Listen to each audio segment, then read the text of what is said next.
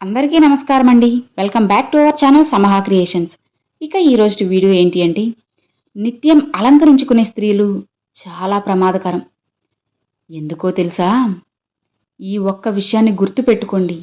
మీ జీవితాన్ని మంచిగా కాపాడుకోండి. ఒకరిని మోసం చేయగలిగానని సంబరపడకండి. వారు నీ మీద ఉంచిన నమ్మకాన్ని, గౌరవాన్ని కోల్పోయావని త్వరలోనే తెలుస్తుంది. మోసగిస్తూ బ్రతికే బ్రతుకు ఎంతకాలం నిలుస్తుంది? ఇంట్లో ఖర్చు విలువ తెలియకుండా భార్యని, కష్టం విలువ తెలియకుండా కొడుకుని, బంధాల విలువ తెలియకుండా కూతురిని ఎంత పెంచినా దండగే.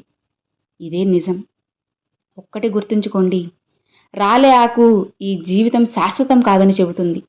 వికసించే పువ్వు జీవించే ఒక్క రోజున గౌరవంగా జీవించమని చెబుతుంది.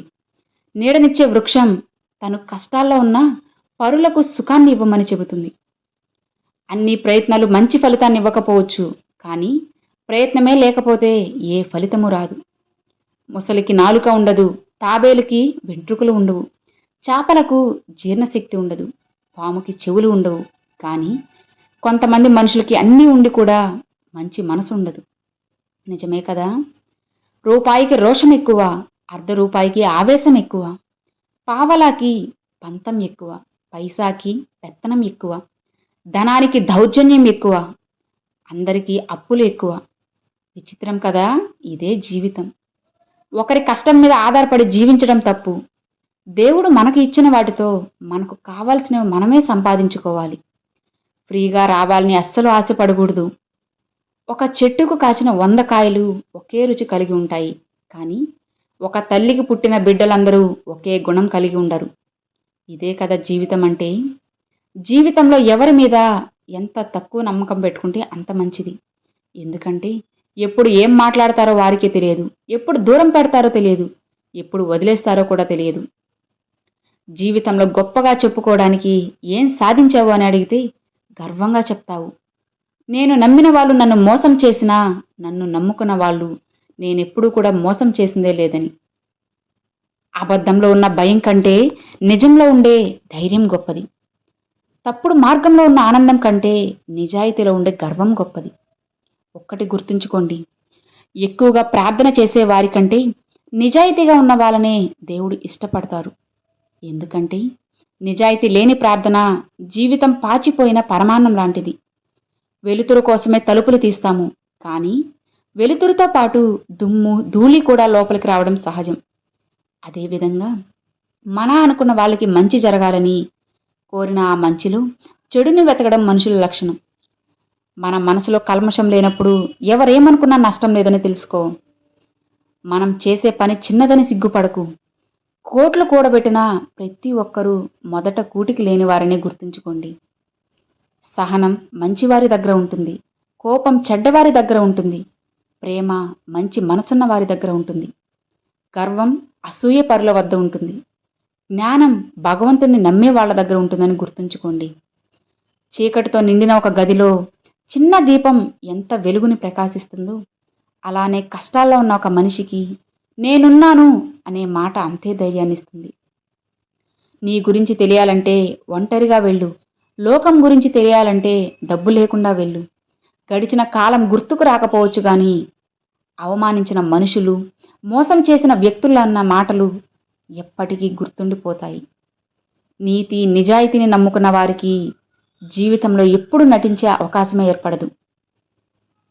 చెప్పుడు మాటలు మనిషి మనసు మీదే కాదు, మనిషి వ్యక్తిత్వం మీద కూడా చాలా ప్రమాదం చూపిస్తాయి. పేదవాడు ఆకలి భరిస్తాడు, అవమానాన్ని సహిస్తాడు, కానీ ఆత్మాభిమానాన్ని మాత్రం ఎప్పటికీ ఎవ్వరికీ తాకట్టు పెట్టడు. అందుకే పేదవాడు ఎప్పుడూ కూడా మనసున్న మారాజీ. మంచి మనిషి భరించే కష్టాన్ని ఎవరు చూడకపోయినా ఆ భగవంతుడు ఖచ్చితంగా చూస్తాడని గుర్తుంచుకో. భారతదేశంలో విలువైన సంపదలు అన్నం పెట్టే రైతులు, పని చేసే శ్రామికులు, చదువు చెప్పే గురువులు, దేశానికి రక్షణ కల్పించే సైనికులు. నిజమే కదా? లక్ష్యం కోసం అలు పెరగకుండా శ్రమిస్తే నేడు కాకపోయినా రేపైన విజయం నీ సొంతమవుతుంది. నువ్వు నిరుపేదవని అనుకోవద్దు. ధనం నిజమైన శక్తి కాదు, మంచితనమే పవిత్రమైన నిజమైన శక్తి. సహనం ఎప్పుడూ చేదుగానే ఉంటుంది, కానీ దాని ఫలితం ఎప్పుడు తీయగానే ఉంటుంది. గుర్తుంచుకో, కొన్ని చోట్ల తగ్గు, నీ ప్రాధాన్యత పెరుగుతుంది. అన్ని చోట్ల తగ్గకు, నీ విలువ తగ్గిపోతుంది. దేవుడు కనబడితే దండం పెట్టినా పెట్టకపోయినా పర్వాలేదు, కానీ పేదవాడు కనబడితే అన్నం పెట్టు. అదే అసలైన మానవత్వం. మనుషుల్లో నమ్మాలంటే భయంగా ఉంది.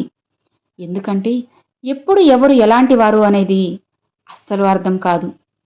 ఒక్కటి గుర్తుంచుకో, అన్నీ ఉన్నవారిని తన వారిని పిలిచి అన్నం పెట్టి దానం చేశావనుకుంటే అది అన్నదానం ఎలా అవుతుంది?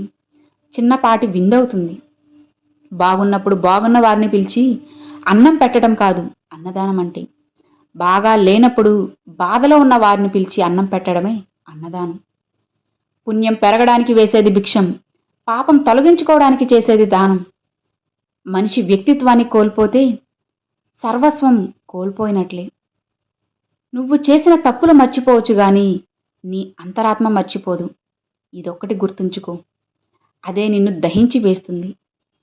చేసిన తప్పు నువ్వు ఒప్పుకునేంత వరకు ఆకలితో అన్నం పెట్టేవారికి, ఆపదలో ఆదుకునేవారికి, అవసరమైనప్పుడు ప్రేమ పంచేవారికి, మనసారా నీకోసం కన్నీరు కార్చేవారికి ఎప్పుడూ రుణపడి ఉండు. అదే నీకు 1000 జన్మల పుణ్యాన్ని ప్రసాదిస్తుంది. ఎప్పుడూ ఒకడికి ఇవ్వడం నేర్చుకో, అంతేకాని తీసుకోవడం కాదు. అలానే ఒకరికి సేవ చేయడం నేర్చుకో, ఒకరిపై పెత్తనం చలాయించడం మానుకో. ఎవరు ఎంత అందమైన వేషం వేసినా కాలం వారి నిజస్వరూపాలను, గుణాలను ఎప్పుడో ఒకప్పుడు ఏదో ఒక విధంగా బయటపడేలా చేస్తుంది. ఈరోజు నువ్వు ఎంతమందిని ఏడిపిస్తావో రేపు నువ్వు అంతలా ఏడవలసి వస్తుంది. గుర్తుపెట్టుకో, అన్ని వ్యాధుల్లో కల్లా భయంకరమైన వ్యాధి అహంకారం.